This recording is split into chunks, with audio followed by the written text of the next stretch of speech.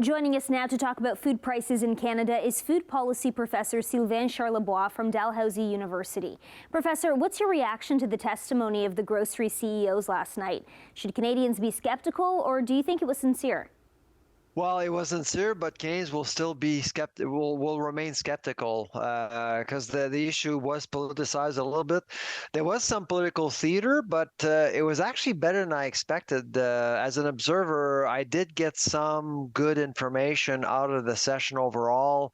Most importantly, I think all CEOs were clear in terms of how they supported the code of conduct, this project to lessen the power of grocers and give a chance to independent grocers to survive and give more choice as an option to consumers. So increase competition essentially, and so that's certainly a plus. Other than that, there were some misses. There were some questions I would have asked, but it was actually a little bit better than I expected. It was clear to me that Michael Medline, the CEO of Sobeys, supports the code, while Loblaw and Metro don't really. I mean, it's you can feel that they weren't very supportive of the code. They had conditions, and so they didn't fully endorse the code, and they were asked several times, and so that's certainly that should be a concern to all Canadians. But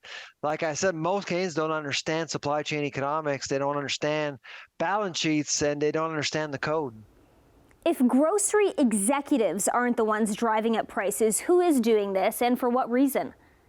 It's a global phenomena. So Canada still has one of the lowest food inflation rates in the world. It's number 3 within the G7 after the US and Japan. So it's a global phenomena. So it's a bit simplistic to only point figures at one sector or one company. It's every company is hurting, from farm gate to plate. It's not just about grocers.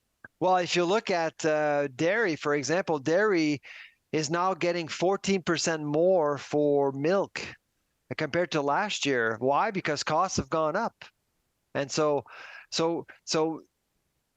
dairy farmers are getting more than what food inflation is indicating. So it tells you a lot about pressure points across the supply chain. I think there are 3 factors. Climate change is one. That's a constant.